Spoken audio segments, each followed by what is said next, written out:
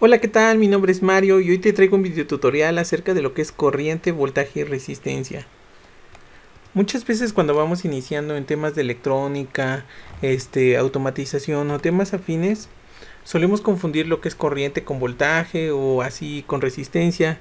Eso suele ser porque no hemos tenido la información correcta a la mano o porque a veces se utilizan muchos tecnicismos que nos alejan más de aprender. Es por eso que hoy he intentado o intentaré explicártelo de una manera sencilla. Vamos a empezar. Bueno, supongamos que la corriente eléctrica es como un fluido. Si es como un fluido, podríamos suponer que se comporta como el agua que está corriendo a través de esta cascada. Así que podríamos suponer que el flujo del agua podría ser como nuestra corriente eléctrica. Bueno, como podemos observar en esta otra cascada, vemos que para que ese flujo se pueda dar, hay un factor importante que debemos considerar.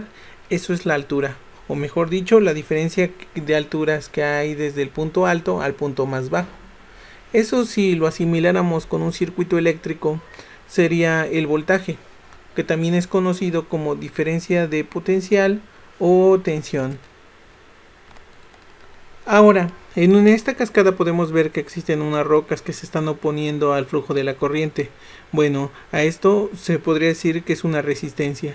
Así que si lo asimilamos con un circuito eléctrico, podríamos decir que esto es una resistencia eléctrica. Ahora, en resumen, el flujo del agua podemos decir que es la corriente eléctrica.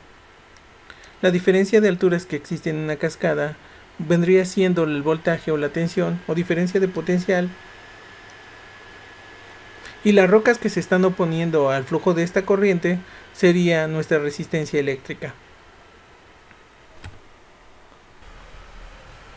Bueno, con este pequeño ejemplo nos podemos dar cuenta que aunque son tres conceptos que se relacionan, no son la misma cosa. Por ejemplo, la corriente eléctrica es un flujo.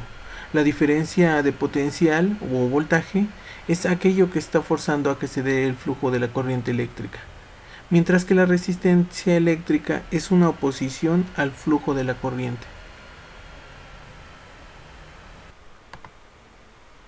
Bueno, veamos un ejemplo más típico. El voltaje lo podríamos obtener de una fuente de alimentación, como puede ser una pila. La resistencia podríamos suponer que es una resistencia de carbono y que la corriente pasa a través de los cables que conecta a la pila con la resistencia. Entonces, al conectar todo esto entre sí, obtendríamos nuestro flujo de corriente eléctrica. Bueno, podemos imaginarnos al voltaje como una especie de impulso que se le da a las cargas para que éstas fluyan a través de un conductor, mientras que la resistencia se opone a que esto suceda. Ahora, viendo algunos aspectos técnicos, te diré que el voltaje se mide en volts, la resistencia en ohms y la corriente eléctrica en amperios o amperes. Bueno, seamos un poquito más específicos en cuanto a lo que es corriente eléctrica. Realmente en un circuito eléctrico lo que se va moviendo son los electrones que van saltando de átomo en átomo hasta formar una corriente eléctrica. Algo así nos podremos imaginar como si fuera una especie de fichas de dominó que van cayendo una tras otra. Realmente esto es lo que sucede y por eso se dice o le solemos decir que es una corriente eléctrica o que se comporta como un fluido, porque básicamente es lo que se va formando.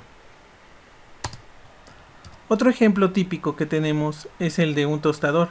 Dentro de un tostador hay una resistencia eléctrica. Esta resistencia eléctrica, cuando pasa una corriente a través de él, se calienta y eso hace que los panes se tuesten. El voltaje que permite que la corriente fluya a través de la resistencia proviene de un contacto ubicado en nuestro hogar. Bueno, por último te voy a dejar aquí unos conceptos sobre corriente eléctrica, resistencia eléctrica y tensión o diferencia de potencial. Espero que no tengas ningún problema después de haber visto los ejemplos. Si te gustó este video tutorial, recuerda darle like, compártelo si conoces a alguien que le pueda servir y gracias por observarlo. Gracias.